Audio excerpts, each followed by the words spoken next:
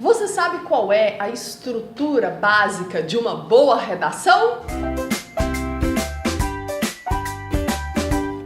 Olá, meu amigo, minha amiga concurseira, seja bem-vindo ao meu canal e eu estou aqui novamente com o professor Anderson Gonçalves. Vou deixar aqui embaixo as mídias sociais dele para você acompanhar o canal dele, para seguir. E hoje ele veio aqui falar pra gente como que é a estrutura básica de uma boa redação. Aquela redação que certamente vai fazer você ser aprovado em um concurso público, na prova do Enem, e vai fazer você escrever melhor no seu dia a dia. Muito obrigada, professor Anderson. Diz pra nós aí o que uma redação básica, qual que é a estrutura que uma redação tem que ter? Olha, isso vai depender bastante do tipo de redação que você vai fazer, para qual é a pretensão. Se você está fazendo, como você disse, para um concurso público, um processo seletivo, isso vai depender porque cada banca tem os seus critérios avaliativos. Mas existem aqueles critérios básicos que, no geral, funcionam para todas, né? Basicamente, você vai ter introdução, desenvolvimento e conclusão.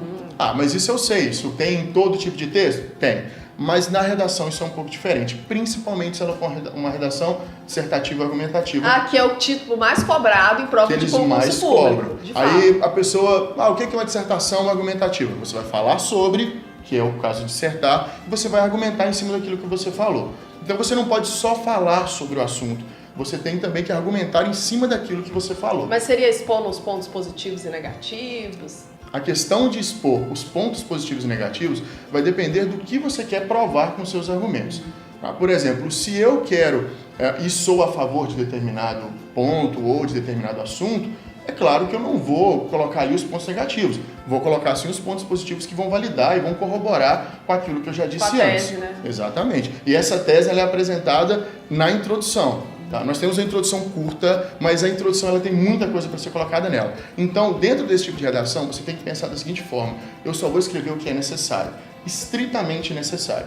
Uma introdução, ela tem que ser menor do que a sua conclusão, porém a sua conclusão, ela também não pode ser maior do que o seu desenvolvimento. Então, existem, por exemplo, na prova do Enem, que você tem que ter no mínimo 8 linhas. Você tem que escrever ali 2 de introdução, conta comigo. 3 de conclusão, já inteirou 5.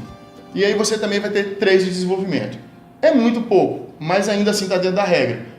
A introdução não é maior que a conclusão e a conclusão não é maior que o desenvolvimento, certo. Apesar delas terem o mesmo tamanho. Isso seria o mínimo, né? Mínimo. Claro que o ideal é que você escreva mais. Mas Nunca. É interessante. Então a introdução mais curta, o desenvolvimento mais longo. Só de preferência 2 parágrafos. 2 parágrafos, né? E a conclusão tem que ser maior do que a introdução, mas não maior que o desenvolvimento. Não maior que o desenvolvimento. Certo. E o que esse desenvolvimento deve conter? A introdução você apresenta o tema. Na introdução você vai apresentar a sua tese, você vai falar um pouco sobre o tema e geralmente o que você faz? Você apresenta ali 2 argumentos, 2 pontos que vão corroborar com a sua ideia inicial. Esses 2 pontos vão ser desenvolvidos especificamente no desenvolvimento. Se eu dei 2 pontos que vão corroborar, eu vou usar o primeiro parágrafo para desenvolver, o primeiro parágrafo do desenvolvimento, para desenvolver a ideia do primeiro ponto que eu citei lá em cima e o segundo também do segundo. O desenvolvimento ele serve para isso, ampliar a ideia da tese inicial que estava na introdução. Certo. Somente. Só pegando um exemplo aqui. Então vamos supor que os meus alunos que são concurseiros da segurança pública, eles vão precisar fazer uma introdução sobre o aumento da violência no Brasil. Então eles teriam que apresentar, dizer, né, que é importante falar sobre este assunto, o aumento da violência no Brasil, e eles apresentariam aí que uma das possíveis causas, algumas das possíveis causas para o aumento dessa violência seria, por exemplo, o aumento da criminalidade ou desemprego e a crise econômica.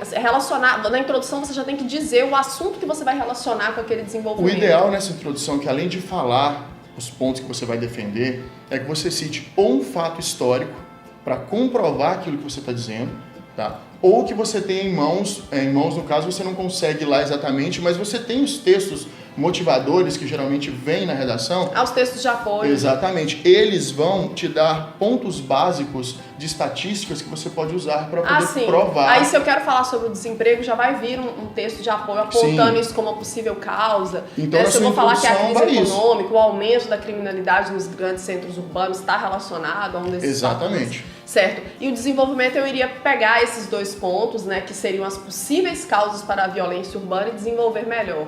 Sempre que você puder citar no desenvolvimento pensadores. Argumento de autoridade. Sim, nossa, seria ótimo. Tá? Essas citações que tem o nome de quem falou, que são pessoas que têm autoridade sobre o assunto, são excelentes. Isso vai ajudar muito o seu argumento a ser validado. Certo. Se for um tema, por exemplo, falando sobre a saúde, pegar um argumento de um médico famoso, renomado. Sim, o próprio secretário de saúde. Certo. Excelente. Perfeito. E a conclusão, o que tem que ter? Então, a conclusão, a gente parte do básico, né? Além dela ter que ter uma proposta de intervenção, mas isso só funciona no Enem e nas propostas em que a banca pede. Não são todas as redações que pedem proposta de intervenção. Tem que tomar cuidado com isso. Ler, tá, todos os critérios, aquilo que é obrigatório, geralmente vem na prova. Tem que saber o que a redação está pedindo. Às vezes o concurseiro muito ansioso, eu, por exemplo, sou ansiosa. Será que você é ansioso também? Comenta aqui embaixo se você é ansioso. Então, às vezes a pessoa fica muito ansiosa, ela quer escrever rápido, mas ela nem parou para ler de forma adequada o que a banca está pedindo. Aí vai acabar colocando coisas a mais, desnecessárias.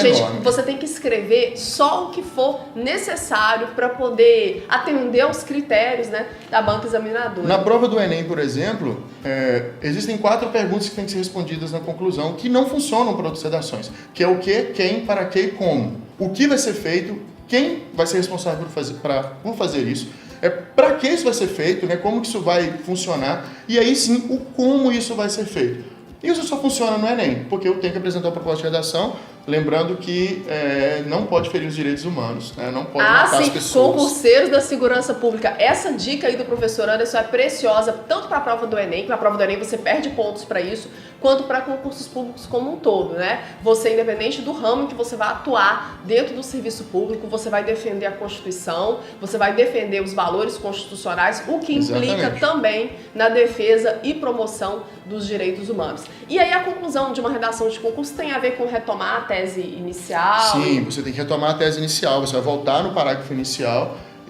justamente para você fazer uma ligação entre tudo aquilo que você escreveu. O seu texto ele tem que ser conciso, ele tem que ser coerente, eu tenho que conseguir ler ele e entender que você falou da mesma coisa do início ao fim, não mudou de ideia em nenhum momento, apresentou tudo da forma como deveria ser apresentado. Fantástico, fantástico. Agradeço muito a participação. Então temos várias dicas aí sobre a estrutura geral da redação. Aproveite essas dicas para você escrever melhor, para você se destacar aí em provas de concurso público e até para o Enem, né? Tem muito concurseiro que tem a intenção de fazer o Enem para poder ingressar em uma boa graduação, né? Quem sabe você já inicia o ano de 2019 com um projeto novo de começar uma faculdade, finalmente fazer o seu curso superior, ok? Então eu agradeço mais uma vez a participação e se você quer ver mais dicas de português e redação, comenta aqui embaixo, porque quem sabe eu posso trazer o professor Anderson aqui outras vezes para nós. Um grande abraço e até mais!